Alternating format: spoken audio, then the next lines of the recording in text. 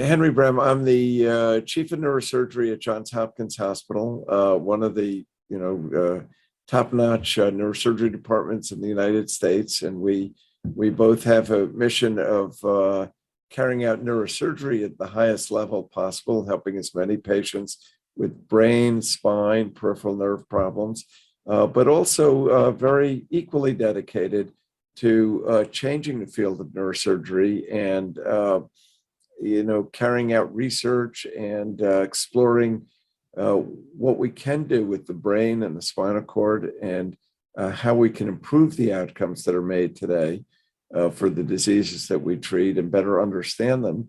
And also we're dedicated to training the next generation of neurosurgeons and neuroscientists so that this continues, that we continue to explore the new frontiers of neurosurgery and find better and better ways of treating brain diseases and spine diseases. And do you mind if we just jump right into the student questions? Sure, with pleasure. All right. So one of the kids in France messaged me and they wanted to know, have you always been interested in working in a scientific field? No. So it's interesting. Thank you for asking that. When I was in high school, it was the furthest thing from my mind. I was actually very interested in business, law, clergy. I was looking for a way to interact with people. My father was a successful businessman, so I thought that I would follow and maybe work with him. My older brother was always, since he was a little kid, was used to take me to a brook and look at, bring samples from under a microscope and look at all the life in the water. And, was always interested in science and in medicine. And I was the one who was going to go into law and business. And then at some point that turned around in high school. My older brother was at Harvard Medical School and was infatuated with how exciting medicine was and how you could help people through science. And he really encouraged me to at least give it a shot and look at it. And I thought I would do it, but it probably wouldn't work out. And I would go back to my plan A. And what I found when I got to college and started as pre-med, really just to sort of satisfy him that I at least looked, I fell in love with science. I felt that the logic was incredible, which I'd never appreciated before. And I was opening up into a world that was just so beautiful in terms of understanding nature and so impactful, because all this science, which was so fascinating and beautiful, was also being used to help people and change people's lives. And I just got deeper and deeper into it in college with research and, the many courses that I took, and it just became a natural path. When I started medical school, I was open-minded to what field to go into, and in the end chose neurosurgery because I thought that I would never get bored trying to understand the brain, because the brain is always going to be smarter than we are and have more mysteries than we could ever solve. And that even if we solve some of the things that I thought we were going to solve when I was a medical student, that there would always be more, and that I'd never have a dull day. And that's been very true. My career has been many years now as a neurosurgeon, and every day is different. Every patient is different. Every brain tumor, which is what I specialize in, is different than the previous ones, and has different challenges, different problems, and different things we need to solve with it. And the opportunity to really help people is so enormous and impact their lives, themselves, their families, and so on.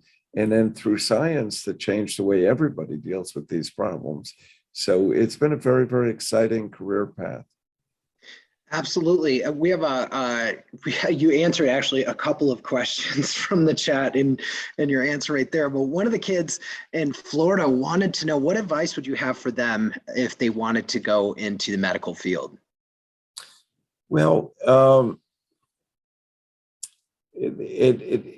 would say, you need to be a very good student. You need to take the classes seriously.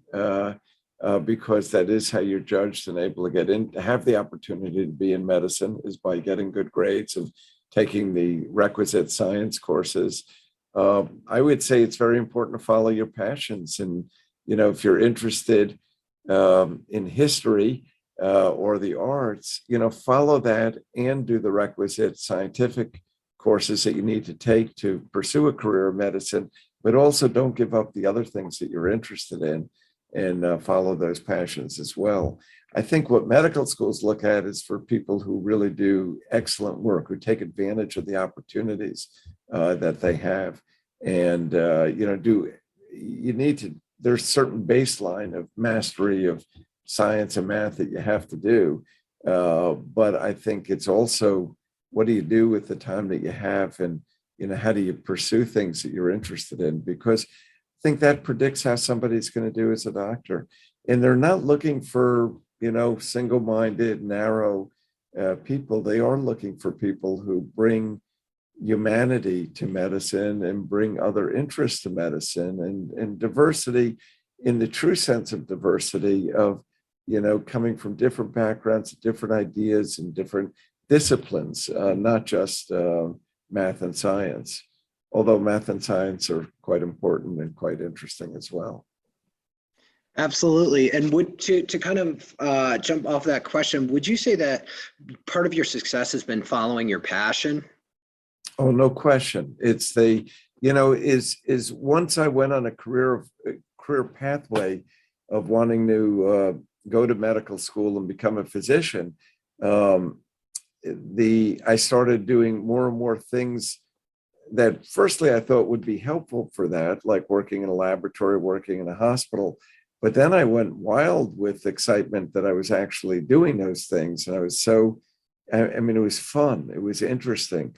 When I was a freshman in college, I began volunteering in addition to working in a laboratory, since it was in the hospital, I began going to the operating room. And I was like amazed that they let me come to the operating room, and I began doing things in the operating room as an 18-year-old. And I thought, this is like the most exciting thing in the world.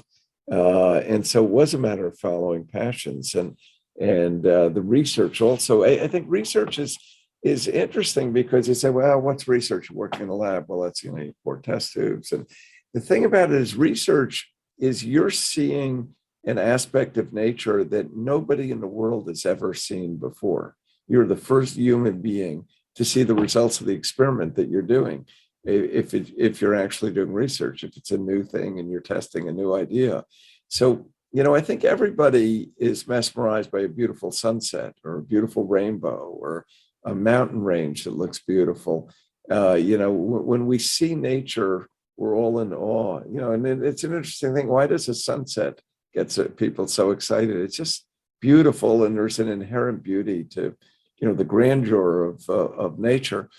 But if you're in a laboratory, you can look at it, it's very boring. Well, I got to pour these test tubes, I got to do this, that, and the other thing. But if you look at it, that nobody has ever seen the results that you're looking at.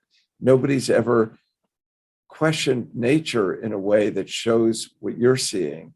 You're the first human being to do it. And that's the nature of research. So I got really excited by that I was doing things that could. And so one, it was the thrill of knowing that this was a first, that no matter what it was, that we were doing something new and exciting. And then the other was, if it worked, because the questions we were asking in the lab were really so fundamental and so important, that if it worked, if our hypotheses were correct, we would actually help people. People's lives would be saved, that people would live longer, better quality of life. We could control cancers. We could develop new therapies for cancers. For example, it's been my area of research, or we could repair damage to the brain. And so it was both exciting because it was so interesting, hard work. Everything in life, I think, worthwhile involves some element of hard work. But also it felt very important and useful that if this is true, what we're finding, and the only way to know that is to do the research and pursue it and publish it and let other people test it and develop it as well. But if it's true, it could make the world a better place. Now, there are a lot of ways to make the world a better place, but this is certainly one that as an individual, you can really impact through science and of course through medicine as well. We thank you for all of your dedication and your work throughout the decades. And also, you're published and, so many books and so many classes taught and just a leader truly in your field. We have a question from Gabriel, and Gabriel is in Italy, and you should be able to unmute. You had a really awesome question, friend. Hi, nice to meet you. My Hi. question is, what do you think of all the improvements you gave in the medical field? My personal improvements or what I've seen in medicine and science over the last many years? Your personal improvements. Well, I think that they've been very small improvements. I've been part of a bigger picture of, I think science moves forward, in a huge way, and we get advances over time. And I think any individual like myself tends to make small increments in that bigger picture. I'm very proud of what I've done in science because I think that by doing that, I help direct the way the science goes in a way that benefits the patients that I take care of, which are patients with brain tumors. So I think I've made the lives of brain tumor patients better by the science that we've done through the understanding and through new treatments that have come through. But I think that's a small part of where the whole field has gone. But I think that the sum total is made up of the parts, so that if there are many people like myself who are pushing science forward, the truth is that we see a huge change in the ways medicine is practiced. When I look over the time from when I was a student in high school, the way neurosurgery was carried out compared to the way that we're training today's generation neurosurgery, it's almost unrecognizable. I mean, the same basic principles are there of how you safely open up the skull and operate on a person. But I think the technology, the precision, the ability to use computers to localize tumors and different aspects of the brain, to look at fiber tracts in the brain and blood vessels in the brain, makes it thousands of times safer than it was when I started in the field. Now, I'm not responsible for all of that. I'm responsible for a little bit of that. But I think that it's amazing to be part of something that is so improving and changing. We have Just like all aspects, just like computers and cell phones and driverless cars and all the other. I mean, so much of society is just Zoom. I mean, who would have thought that we could get together from all over the world and have a conversation together? And yet, so I think the people who helped develop this, and it's no one individual, it's many people and many advances. But because of that, look what we can do and just casually sit together. And, you can talk with a brain surgeon in Baltimore when you're in Italy, and it's mind-boggling. And the same is true in medicine. We do things now to help patients that nobody would have dreamed of when I was in high school. And yet we do it routinely with no problems. That's wonderful. We'll roll along with the questions because we don't want to keep you for too long, but this is Mia, and Mia had a pretty specific question about your work. Thank you. Yeah, I'm Mia, and I was wondering, how do you feel when you're operating the tumor?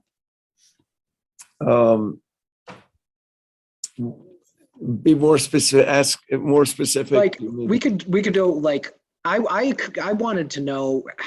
You might not know the exact number, but could you ballpark how many brain surgeries you've done throughout your career? So I've operated on many thousands of people. I've been doing this. I graduated medical school in 1978, and I've been a surgeon since that time.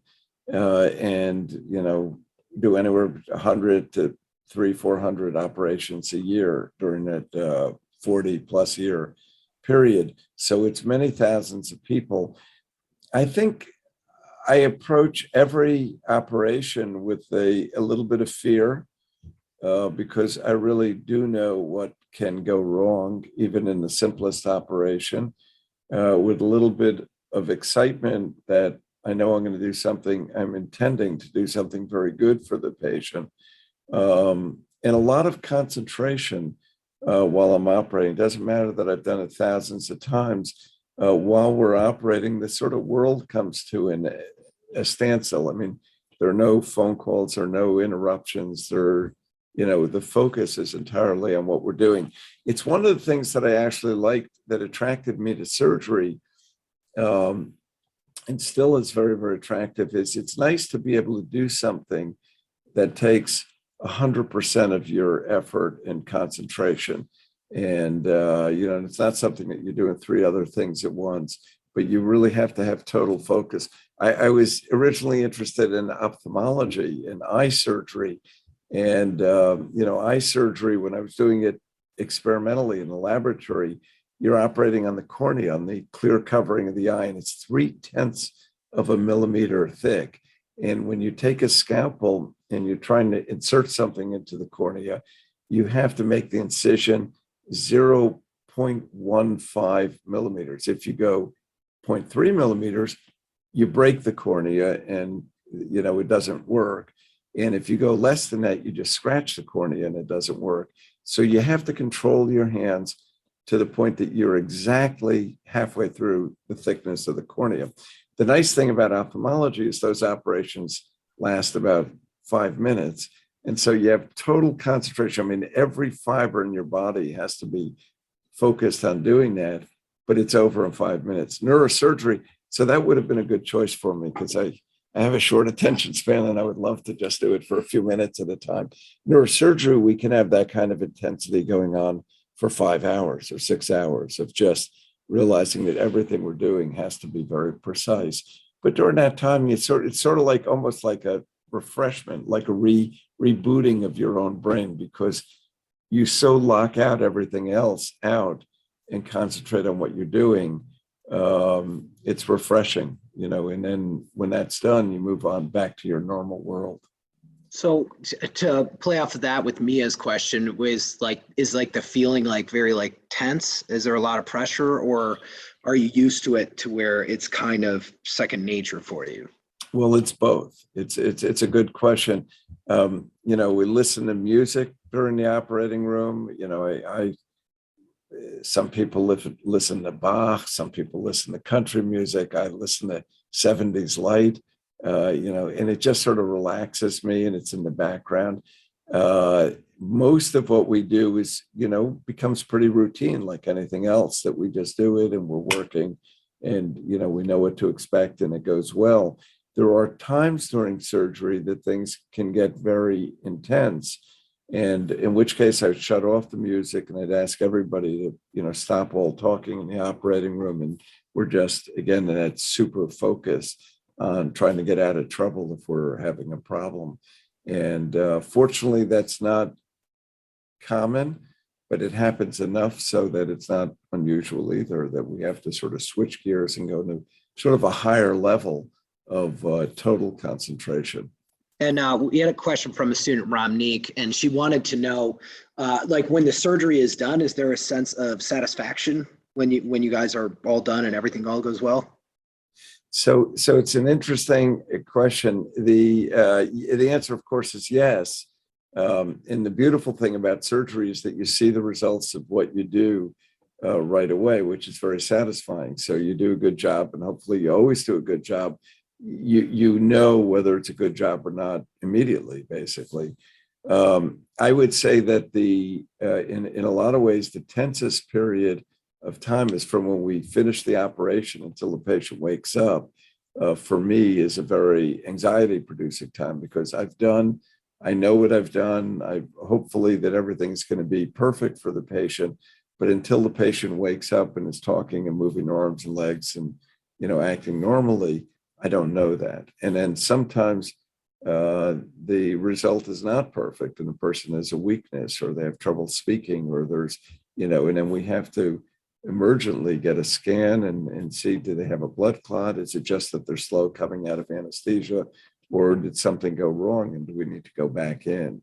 So those few minutes between finishing and the patient waking up are actually, there's no control anymore. And those are very nerve-wracking. No matter how Cannot many imagine. times I've done it. I can't imagine. I mean, it's making me nervous just hearing hearing you talk about it. My gosh, I'm sweating. So one of our students, we'll go with one of the final questions. Is it okay if we go with two more questions for you? I'm delighted to share All with you. right. So at Tor, she wanted to know what advice do you have for students who would like to go in the medical field, who aren't in America, but they happen to be in Spain, Italy, France, Germany, and they go to med school there. Do you know if it's easy for them to transition over to American medical for residency? So that's a complicated issue, and the answer is it's doable, but it's complex. We have, Hopkins is considered one of the best training programs in neurosurgery, and I'd say we have 10%, let's say, of our residents are from outside the United States. That's a little bit unusual. It's higher than most training programs, but our philosophy is that we want the best people in the world to train at a wonderful institution.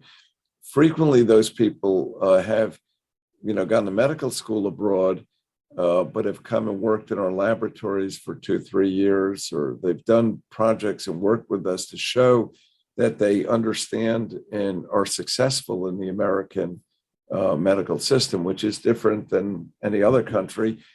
Not better or worse, just different. And I think there's always a fear or a bias, if you will, among American academic physicians is that someone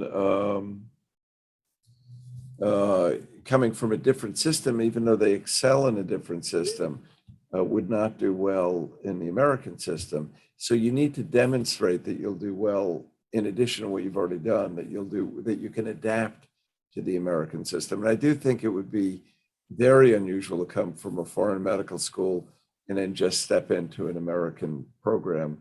It's usually some sort of transition that you show that you're happy and successful in the United States.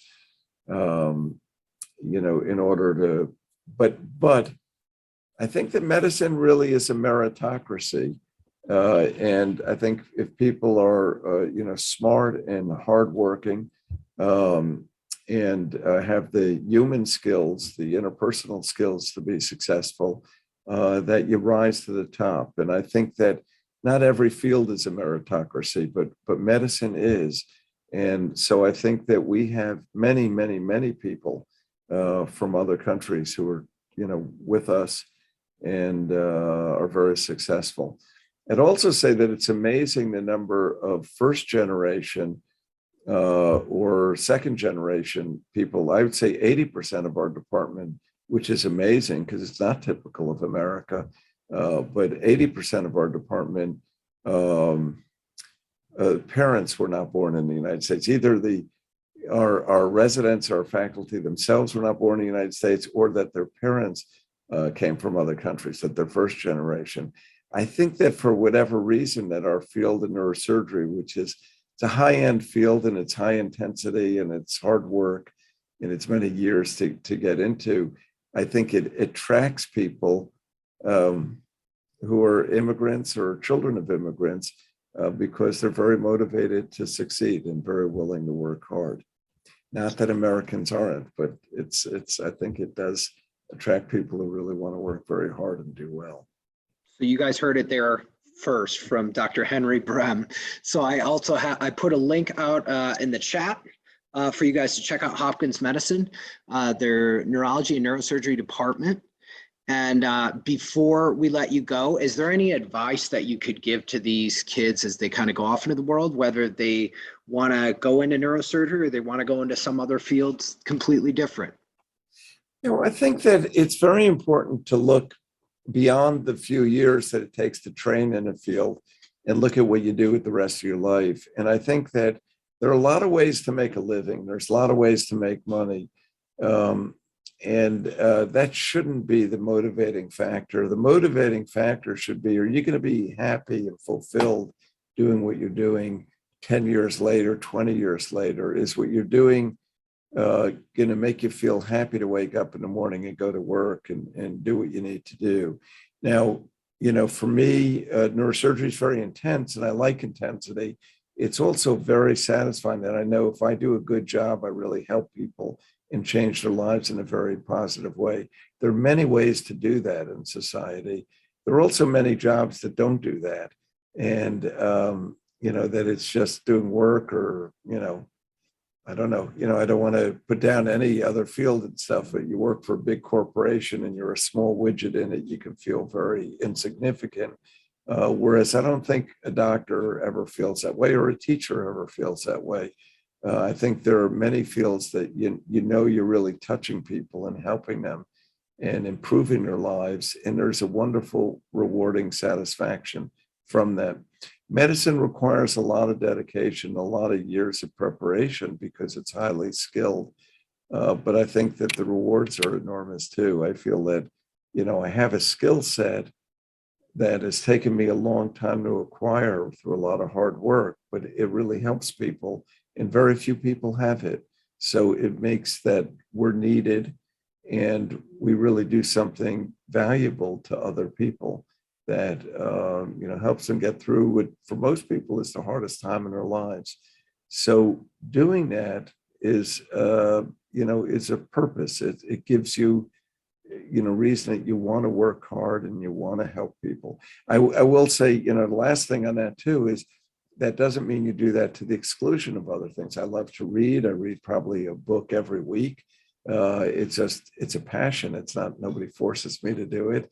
And the topics, I like to read about everything but medicine, in addition to reading about medicine, because it's an escape and it's fun. And it's, I love to learn about other things and other people and other cultures. And I'm very devoted to my family. I'm blessed with now 9 grandchildren and 3 daughters and 3 son-in-laws. And, we spend as much time together doing fun things and wonderful things that have nothing to do with medicine. And I think that's part of what makes a very full, very wonderful life. So I think that it's not a matter of being, unidimensional or, just excluding everything else. On the other hand, as a student, there are times that I shut everything else out and I concentrate on getting an A in organic chemistry or, something like that. And it was not easy for me. It comes easier to other people. And to do that, I stopped everything else and just focused in because I wanted to achieve that. You can't achieve your goals in life unless you, focus on making them happen. So you can't always say, I just want to be balanced and do everything and just relax. You do have to, ramp it up and work very hard to achieve the goals that are worthwhile doing in life. And that's true. We're watching the Olympics. I mean, those people, they devote their lives to that 30 seconds that they perform.